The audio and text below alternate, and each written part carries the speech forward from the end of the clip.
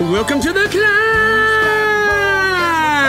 This is a show dedicated to helping singers, songwriters, and indie artists like you create leverage in the music business in order to get what you want. If it's that record deal, if it's that management deal, if it's that booking agency deal, if that's publishing deal, better co-writes, you're going to need to prove a track record. You're going to need to show people that you mean business, not just from your heart, but you got to show it on paper. And that's what this show's about. We called it the C.L.I.M.B for a reason. C.L.I.M.B, creating leverage in the music business. Picking up what I'm putting down. Are you smelling what I'm stepping in right here? Okay. That is a Baxter created by my good friend and co-host, Mr. Brent Baxter. Brent's an award-winning hit songwriter with cuts by Alan Jackson, Randy Travis, Lady A, Joe Nichols, and more. Got a couple of charted number ones this year on Christian radio as well. Congratulations to you, Brent. But Brent, what I love about him is he helps songwriters like you turn pro by teaching you how to write like a pro, do business like a pro, and then on the regular, he gives you opportunities to connect with the pros and start relationships, which is how this business works. And you can find Brent very easily at songwritingpro.com. Once again, that's songwritingpro.com. And I am proud to introduce you to my co-host, Johnny Dwinell. Johnny owns Daredevil Production. They're breaking artists digitally by identifying new fans through data. Yeah, it's complicated, but thankfully, Johnny is smart. If you're an artist looking to increase your streams, blow up your video views, sell more live show tickets, and get discovered by new fans, TV, and music industry pros, then Daredevil Production can help. Daredevil has worked with multi-platinum artists like Colin Ray, Tracy Lawrence, Ty Herndon, and Andy Griggs, just to name a few. You can find Johnny at daredevilproduction.com. That is production singular, no S, and there's no S because there is no other Johnny D. How you doing, my brother? Man, I'm good. I'm trying like a little standing desk kind of thing for my recording. So I got my laptop on a music stand and my mic on a music stand. Awesome. See if that helps my energy a little more. Yeah, we were also talking about this off the air that I should be in traction right now, I think, like in a hospital, because I've been putting off working out for way, way too long, more than I care to admit. And went back to the gym on Saturday, and I'm a hot ghetto mess. I'm in so much pain from none other than the fact that I blew it off. You know, I didn't get hurt, but it feels like I got hit by a train. Feels like I got hurt. Yeah, everything hurts. And all I did was work out my chest, but everything hurts. And I'm like, crap, my baby sister's an ER physician. I'm calling her. I'm like, I think I might have broke something. I think I might have hurt something. And she's like, just take 4 Advil and call me in the morning.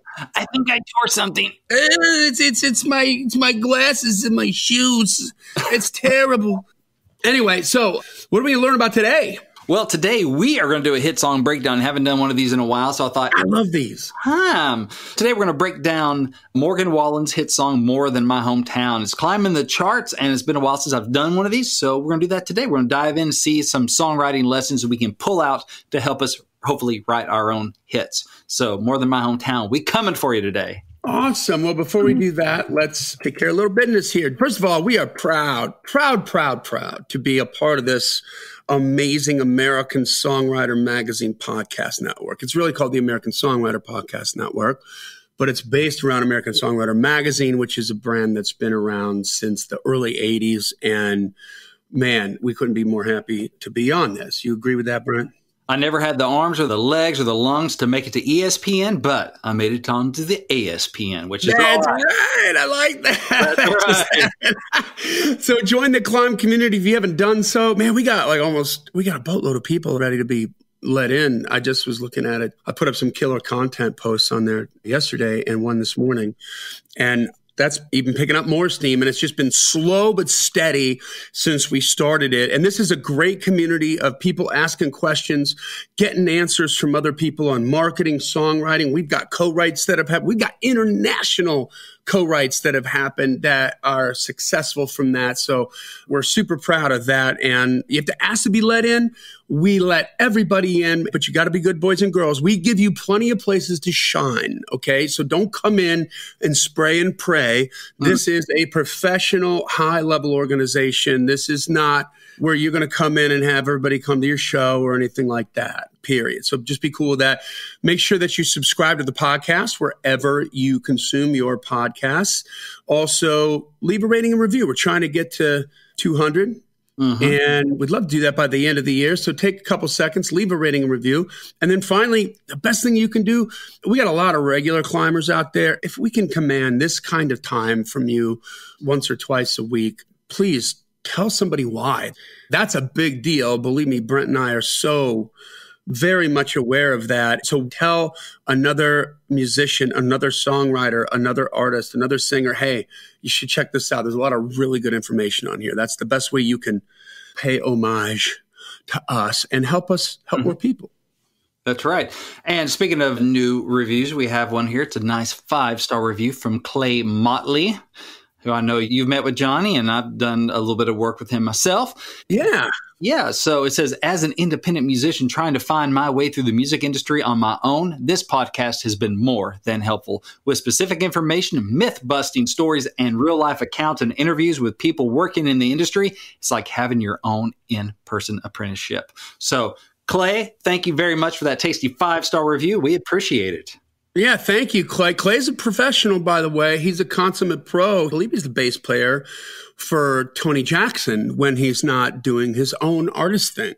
Very cool. Which is cool. And Tony did the duet with some former clients of mine and still very dear friends of mine, Williams Honor. I think it was a Loretta Lynn song maybe or something. It was a vintage country song, and Country Rebel put it on their page. And I mean, I think got 1 million views or something. Ooh. It was completely organic just because Country Rebel is such a big force and they have so much traffic. So Tony Jackson is a really, really good singer, regular working artist, making a living doing this. And you know what?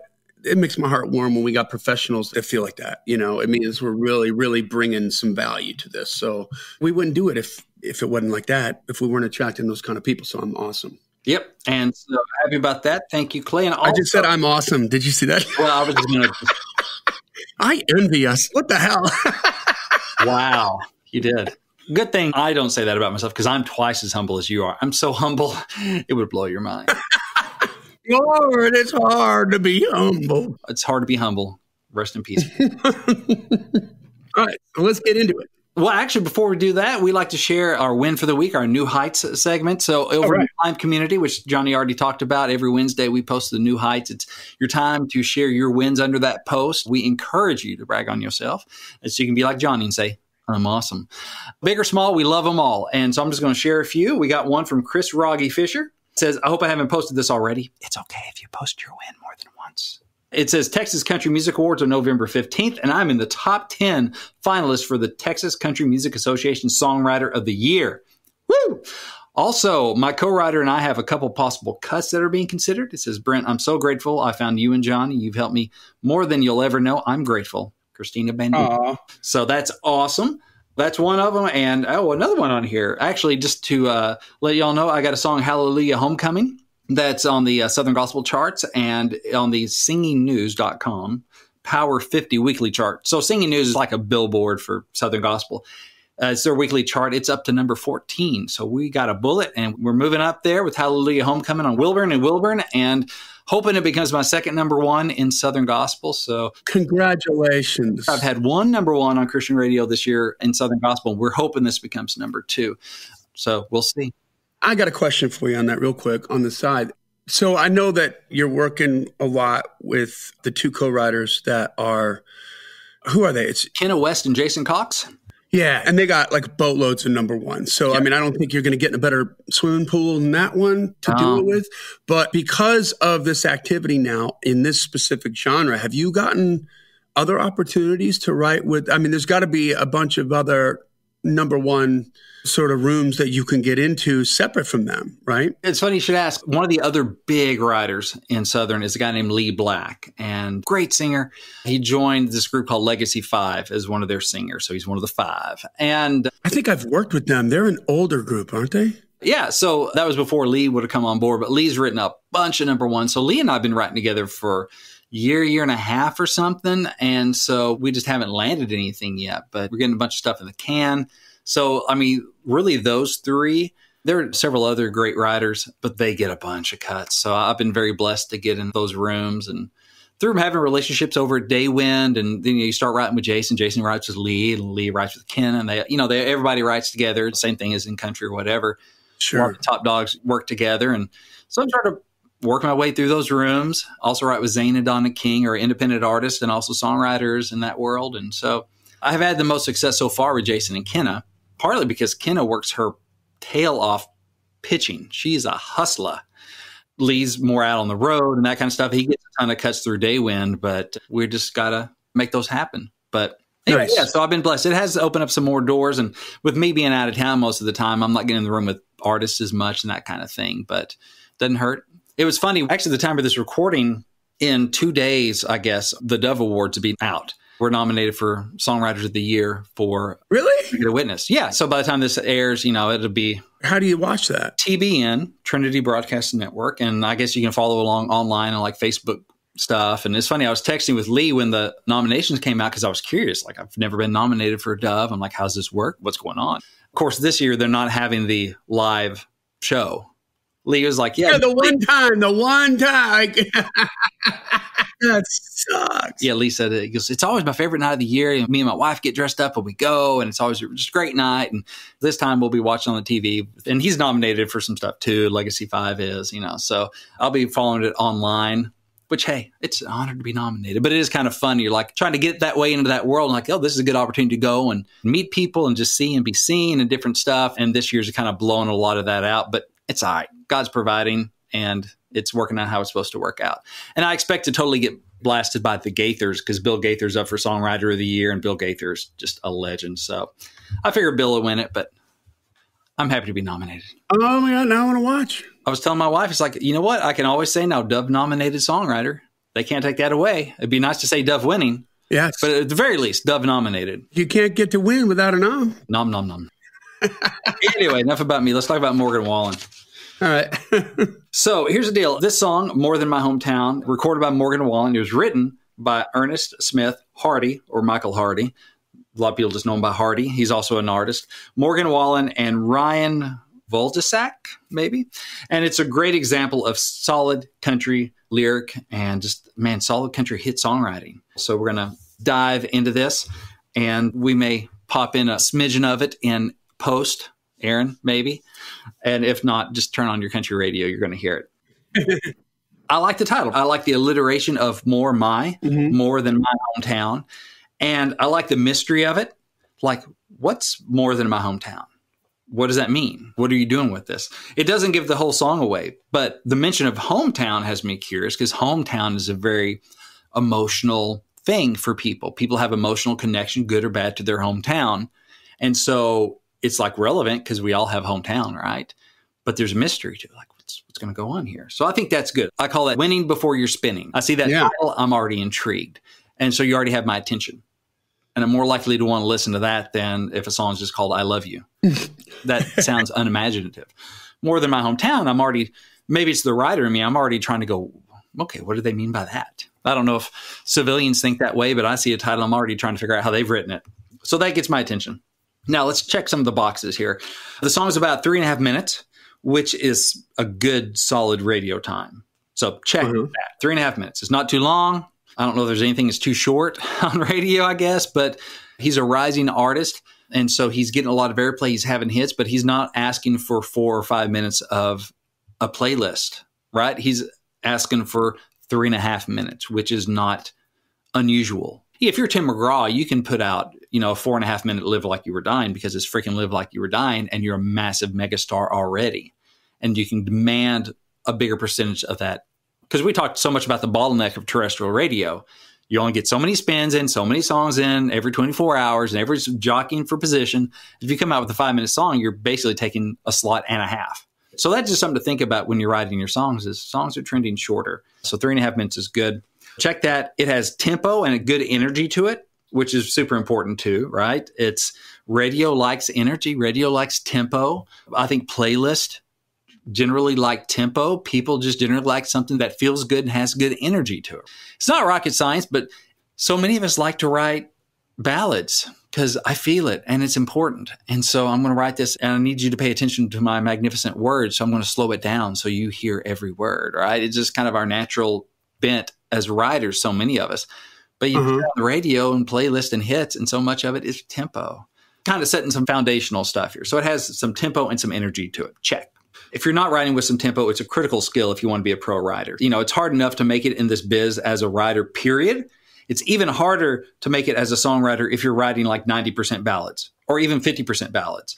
The math is just against you. Which, by the way, if I can just interrupt for a second, I don't think we've had a publisher on our show yet that disagreed with that percentage of songs that they get. 90% are ballads. They get a lot of ballads. Listen, if you're writing ballads a lot, you're probably pretty good at writing ballads. So why not just switch it up? For giggles, take a couple of those ballads and put some tempo to them and see what happens. You don't have to forsake anything. It's not sacrilegious to do that. You can have two versions of the same song. Mm-hmm. You certainly wouldn't be upset if, by the grace of God, you got a cut on your ballad and then 25,000 planets aligned and your ballad became a hit, and then somebody took that hit and made it into a tempo song.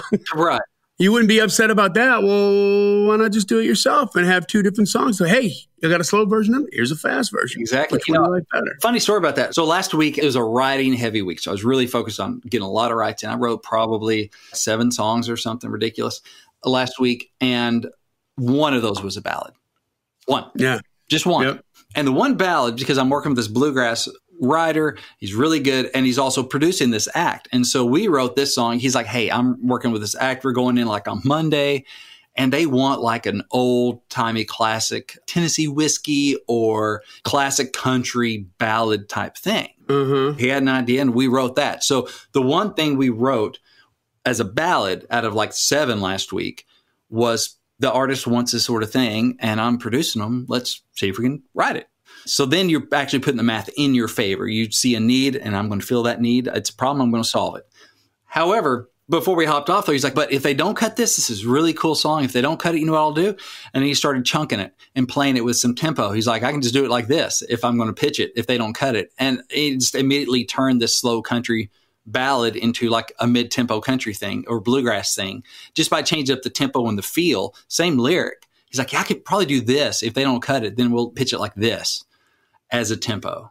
Because he knows tempo, man, is so much better chance of getting cut in bluegrass. But it's that way in every genre. Sure. He was thinking like the pro that he is going, well, they want this sort of ballad. Okay, we have the inside track. I can play for them on Monday to fill that need and that slot on that record. But if it doesn't, well, I'm not going to pitch the ballad version. I mean, we'll have it, but I'm probably going to up the tempo because I know in general that's what people are looking for.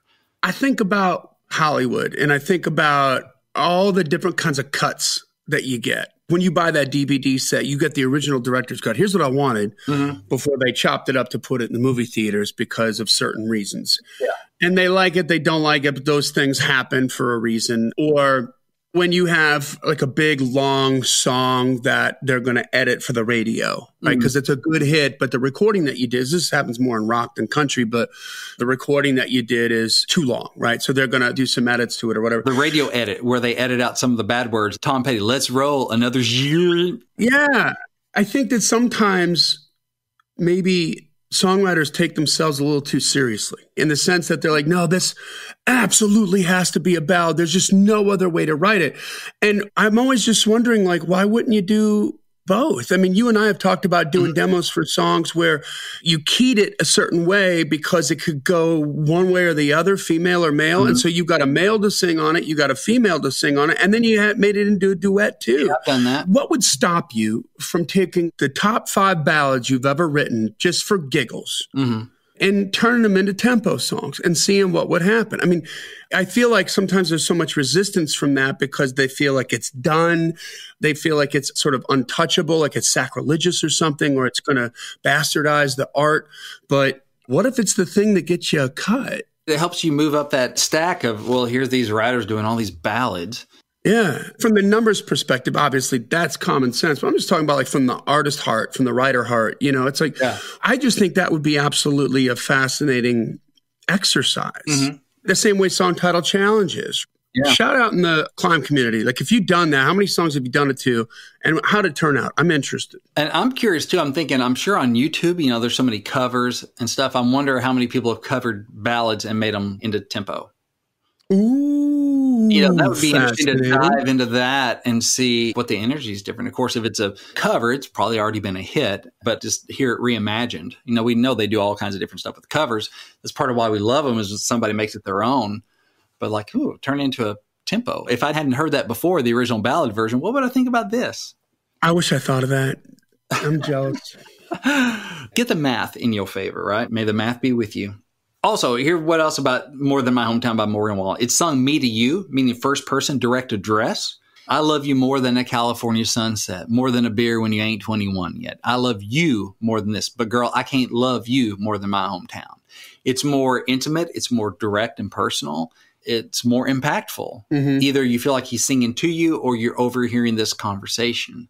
Instead of him telling you about, well, I love her more than this, but I can't love her more than my hometown. That just loses a little bit of emotional steam to it. If it goes second or third person, he can't love her more than his hometown. Okay, it's still an interesting thing, but especially artists these days are so autobiographical. It's all confessional, even if they didn't write it. Now, Wallen wrote on this one, but it's so much more the way to go in general. Some songs may need a third person or second person or something because of the subject matter. It may protect the artist. But in general, first person is more intimate and it's more emotionally impactful. So they do that. So far, they're checking all the boxes, right? It's also a love song. So there's like love, tempo, direct address, the time is good. It also has a bunch of imagery, which is super important in country. So California sunset, beer, the feeling when the bass hits a hook. The guy gets the girl at the end of a book. So I see a book. It might be the last time I get to lay you down. And so it talks about train tracks and cup of coffee in the morning. So there's just a lot of imagery in there. So that's another check for our country songwriting checklist. And some of you are going to get mad that I talk about a checklist or that I'm saying check, check, check, right? Like cookie cutter crap. Well, you know what? People like cookies and bakeries make a lot of money. This stuff works. You can't just write like Anna Got a DeVita, the country version of that, 9 minutes long, and then be pissed off that it's not on the radio.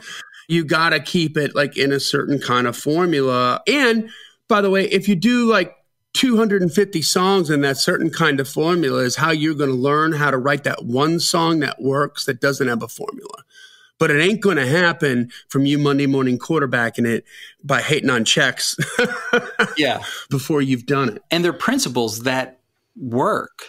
Yeah. It's like, oh, I'm hating that it's just a cookie cutter checklist on how to win a girl's heart by like being nice and telling her sweet things about herself and taking a shower so you smell good. It's like all cookie cutter crap on how to date a girl. No, this is what works. Yeah. I hate that you got to step on the gas to get the car to move. It's so That's cookie cutter. I want like a set of rowers. I want to pedal like a bike and make my car. No, it's like principles. It's kind of how stuff's set up to work. You can call it cookie cutter, but thing is, man, just look at what's working and what's not. You know, you can still have your cookie and you can add in some interesting ingredients. What else we got here? So a lot of imagery, which is important. Oh, feel. So we talked about tempo, but feel like it's a heartbreak song, but it feels good. It moves, it grooves, but with a touch of melancholy, right? So it still fits the thing, but it's a heartbreak song. He's like breaking up with this girl. She's leaving and he's like, I love you, but I don't love you more than my hometown. I'm just not the guy that goes off and chases his dreams in California. And like, I'm born here, raised here, die here. I love you. I don't love you more than my hometown. It's a breakup song. And I do love you, but sorry, this is it. He's leaving. She's not leaving. No, she's leaving. She's leaving? Yeah, he's like, I love you more than all this stuff, but I don't love you more than my hometown. Oh, yeah. But he's staying. She's going. He's not going with her. That's melancholy. That's sad. He's torn, but he's choosing his hometown and the life that he knows because that's just who he is. So it is a heartbreak thing, but it feels good. It feels optimistic and it feels good, even though there's that touch of melancholy in there. So that you get kind of the best of both worlds. You get the heaviness, the meat of the situation. Also, it's interesting because there's kind of a universality to it of the topic of people moving out to chase their dreams and those people that like where they live. They don't want to go out and move across the country. This is who I am. I don't want to go anywhere. And a lot of people can relate to that, or even if they can't, they can relate to maybe one side of it or the other because you either stay or you go. So either way, there's some part of it to latch onto. So there's a lot of universal feel to it. You know, I was in college, I was dating a girl, she transferred schools. And I enjoyed dating her, but we knew that was it. So it was like, all right, good luck. You know, so that was the end of us dating because she was moving. I didn't have that kind of relationship where I was like going to go chase her, you know, transfer schools too, or that she was going to stay, or that we were going to try and make it work long distance. We just knew that, okay, this has run its course. It was a good thing. So a lot of people can relate to that kind of stuff. But overall, the song feels good, which is super important. So again, those heartbreak things you think might need to be a ballad, maybe you can make it feel good. Let's look at the chorus. Let's break down some of the lyric of the chorus. If you have it, play it. If not, I'll just read it here. It says, I love you more than a California sunset, more than a beer when you ain't 21 yet, more than a Sunday morning Lord turning some poor lost souls round, hallelujah bound. Yeah, I love you more than the feeling when the bass hits a hook, when the guy gets the girl at the end of the book. But baby, this might be the last time I get to lay you down, because I can't love you more than my hometown. So most of the verse focuses on how much he loves her, right? It's all, I love you more than this. I love you more than that. I love you more than that. So it doesn't focus on the negative. It focuses on the positive, which helps the chorus and the whole song to feel good. Like, you know, if you're just singing along, I love you more than a California sunset, more than a beer when you ain't 21 yet. Oh, it feels good, right? It's a positive vibe. It's not till the very end that they flip it to the heartbreak. 6 lines of positive. I love you more than this and I love you more than that. And then lines 7 and 8, 7 goes, but this might be the last time I get to lay you down because I can't love you more than my hometown. Wow. So you still get mostly a positive vibe, right? On the chorus. So you sing along, it's mostly positive. Helps the song to feel good, even though it's a heartbreak thing. And he's not focusing on the negative. Let's look at the first verse. First line, girl, our mamas are best friends and so are we. The whole town's rooting for us like the home team. Most likely to settle down, plant a few roots real deep and let them grow. This is the first verse. So it sets up the love story and the hometown theme, which are the two main things in the song. It sets it up right from the beginning. Our mamas are best friends, and so are we. Oh, that's small town, right? The town is rooting for us like we're the home team. So, boy, that just screams small town, hometown, doesn't it? The lyric gets on point immediately. Yeah. Which is cool. You'd like to rooting for us like the home team. I'm seeing Batesville, Arkansas, hometown Pioneer Football Stadium, you know? Delvin Darien Comets. Go Pioneers. So that's what I'm seeing, like the rooting for us like the home team, you know, settle down, put some roots. And then here comes a turn. But we can't stop this real world from spinning us. Your bright lights called. I don't blame you for picking up. Your big dream bags are all packed up and ready to go. But I just need you to know. So here comes the word world. Helps us set up the small town versus the big world, right? The bright lights and the big dreams, and she's packed and she's ready to go. So now we get the conflict. Man, they're rooting for us. Everybody's rooting for us. We're friends and we're in love and most likely to settle down. But man, the world is calling. You got these big dreams you're packing up and you're going to go. But I just need you to know this. But what's great is they don't just tell us this stuff. They show us so much. We see the mamas. We see cheering for a football team. We see roots in the ground. We see bright lights and bags getting picked up and packed. We see a lot, which makes it more real. It's not just talking about it. It's like you got some imagery to follow along with here and see. It's more of an immersive experience for the listener and just grounds it, makes it feel more real. If somebody's telling you a story and they're giving you details, it's just more believable, right? Exactly. So we've already talked about the chorus, but let's point out some of the imagery here in the chorus. Okay, apart from California, which kind of helps us understand where the girl's going to, it's mostly small town imagery, beer, church, fishing. And in the second to last line, this might be the last time I get to lay you down, it puts a picture in there too. It doesn't just say, our time is running out because I can't love you more than my hometown. Right. They put it in a picture. This might be the last time I get to lay you down, which is more of an image. And it adds more context, like they're making out, but he knows it may be the last time because he loves her, but he doesn't love her more in his hometown. He's not going to go with her. And so look for those opportunities to put a picture where you could have just put telling. What does this look like? I have wristbands that say willpower on W-I-L-L. It's Baxter name. What's it look like? And so you have an emotion, you have a situation, always be asking yourself, what's it look like? And how can I put what it looks like into my lyric? Because willpower is going to bring power to your song. So they could have just told us our time is running out, but I can't see that. And it's not compelling. But this might be the last time I get to lay you down. That's an image. It's real. It's believable. It can put a picture in your mind. And man, how bittersweet is that? On the sweet side, he's getting to lay her down. On the bitter side, this might be the last time.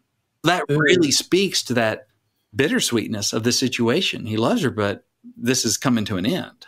Man, he's talking about on target. The line that sticks out to me so far in this chorus is more than a beer when you ain't 21. It feels like a score. Yeah. Yes, this is awesome. I mean, how great is something you love, but it's also a different way of saying it.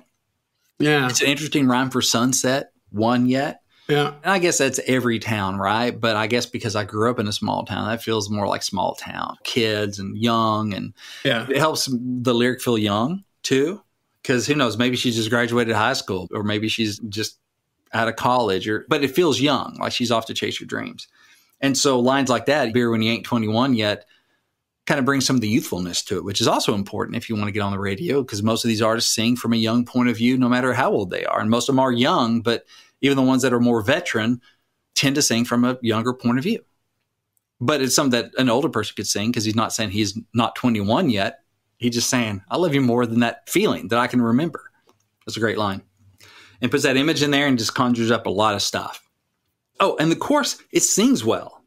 It's so important that your chorus sings well. If it doesn't sing, it won't get sung. That's what it comes down to, right?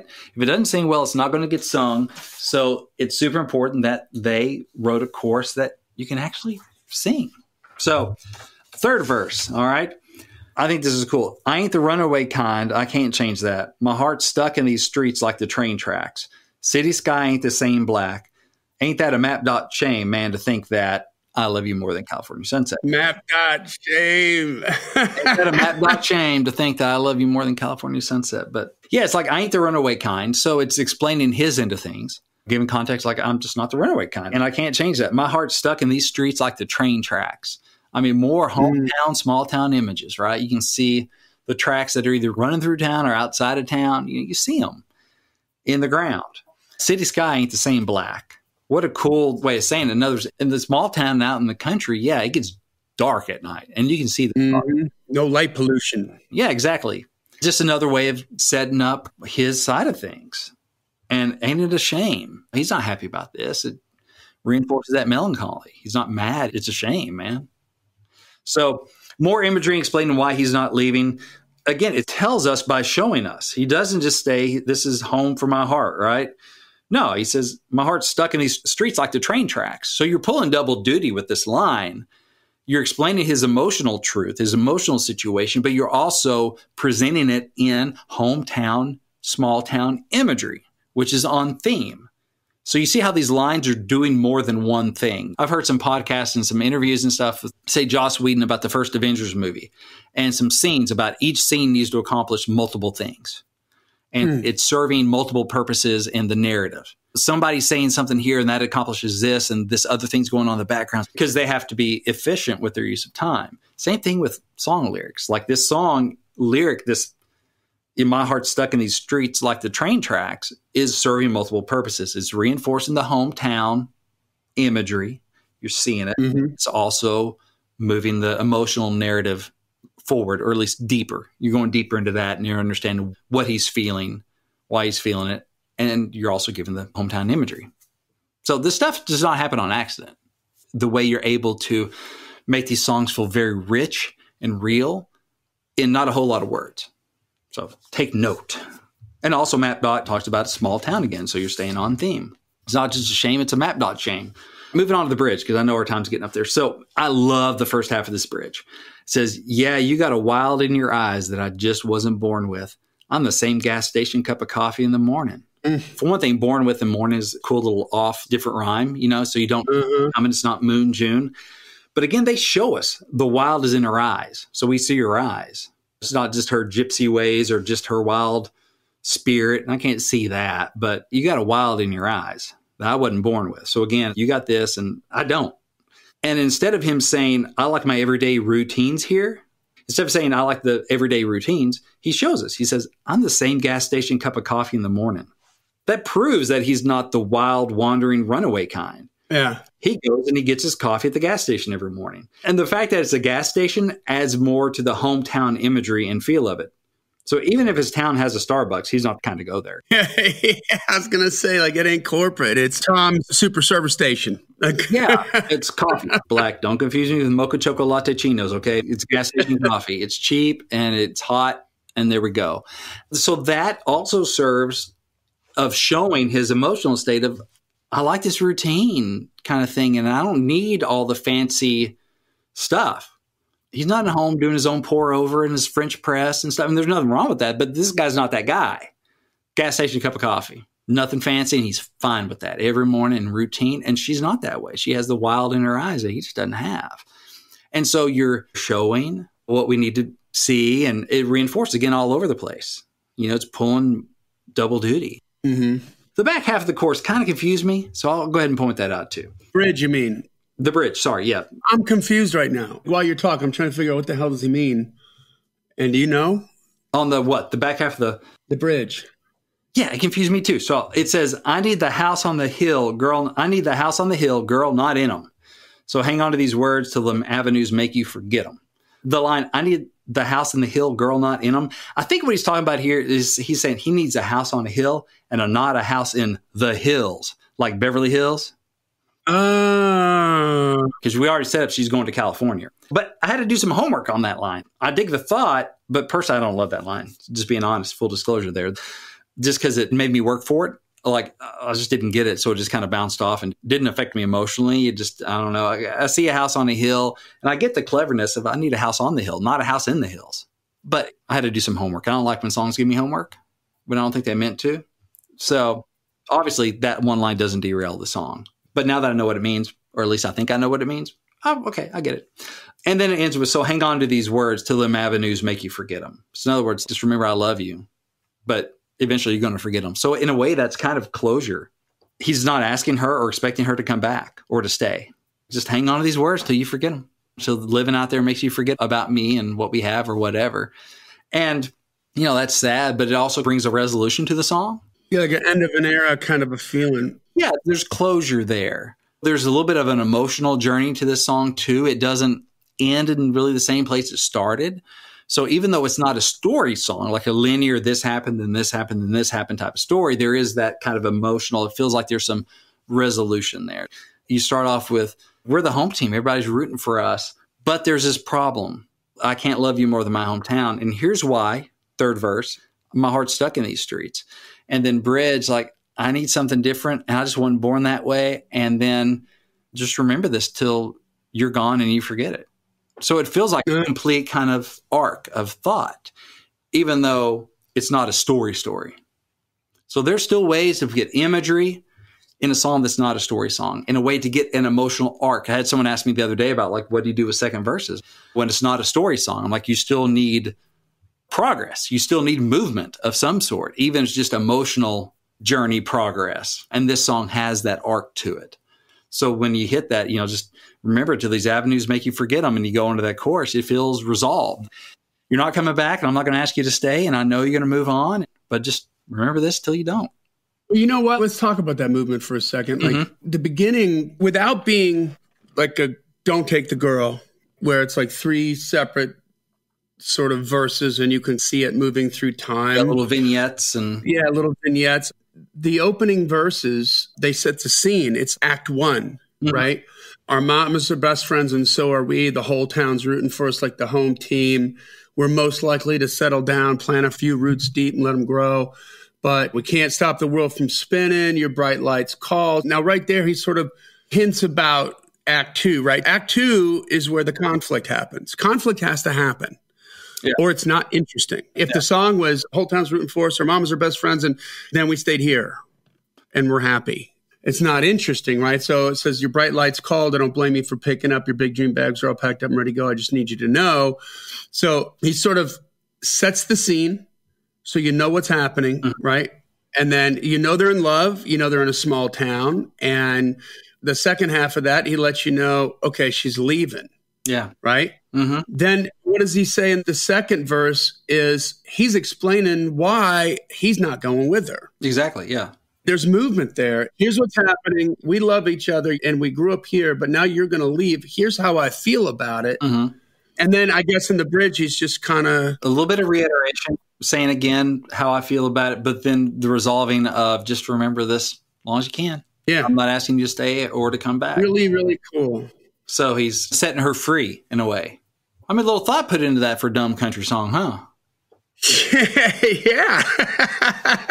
They may talk slow, but it doesn't mean they're stupid. Exactly. That's the thing about this stuff is we put thought into these things. And obviously, I'm not a writer on this thing, but I can imagine the conversations that they're having in the writer's room because I have them in the writer's room going, what's the situation? What are these characters feeling about this? Even if the character is us, what happened? What do I feel about this? Whatever it is, you're trying to make it real in the mind and the heart of the writer so you can express that and go, okay, what needs to be said here? What have we not covered to connect the dots for the listener so they can go on this journey with us? And it doesn't happen by mistake. They just weren't saying, oh, this sounds good. We'll just say this in the second verse. Why? Because it's cool. It serves a purpose. Each line of this thing, each section of this thing serves a purpose. And then you put it all together and you get this cookie cutter country song. You get this good radio hit suspicious corporate radio compliant thing that has thought put into it. But at the same time, that whole you're leaving, but I'm staying thing still feels fresh, kind of a different take on it. And you're talking about conflict, Johnny. Yeah, it wouldn't have been interesting if it was called More Than My Hometown and we're happily here in my hometown. But just so you know, I love you more than this hometown that we're happily staying in. Well, then why are you saying this? It matters because she's leaving. Yeah. And the last chorus, he switches it up a little bit. Oh, that's right. Yeah. I actually forgot to put that in front of me here. So it starts out again with, because I love you more than a California sunset. I love you more than a $20 sundress. Mm-hmm. I hate that loaded car you got your keys in. He's watching her go right now. That puts some closure. Now all of a sudden it feels like this is what's going on in his head as he's saying goodbye. Yeah. Mm-hmm. I hate that loaded down car you got your keys in, but girl, I hate it even more that you're leaving. Girl, but I hate even more that you're leaving because I love you more than the feeling when the bass hits a hook. Mm. When the guy gets the girl at the end of the book, we're back to that. But this ain't you and me, so I guess I'll see you around because I can't love you more than my hometown. Yeah. So it resolves. A little twist at the end there. This is just kind of setting like this is what happens. So that's my take on More Than My Hometown, and I'd love to hear your thoughts. You can hit us up with your thoughts in the comments in the C.L.I.M.B community or wherever you see this episode posted. I'll post it in songwritingpro.com. It'll be in our various Facebook groups and online and stuff. And I'd love to hear your thoughts on it. If there's something that we didn't cover that you thought was cool or something that you disagree with that you think sucks about it. I don't know. Let's just have a conversation about it. I think we can learn from it. And I just love to hear your thoughts and get to know you better. So I have a free ebook I'd like to give to you. So it's called Think Like a Pro Songwriter. You can find it at songwritingpro.com. Just up at the toolbar, top menu bar, it says free gift. You click on that. It's a ebook called Think Like a Pro Songwriter. It's some of the lessons I've learned from my time in the music business. It's free. It's my gift to you. You just tell me where to send it on the page there, and then we email it off to you. And thank you for hanging out with us. All right. Well, hey, guys, that brings us to the end of another Killer Climb episode. Make sure that you subscribe to the podcast wherever you consume your podcast. Leave a rating and review. We'd love to get to 200 here by the end of the year. Tell a friend about it and join the C.L.I.M.B community. There's lots of good stuff going on there, guys. This podcast exists because we want you to win, so keep on climbing. And we'll see you at the top.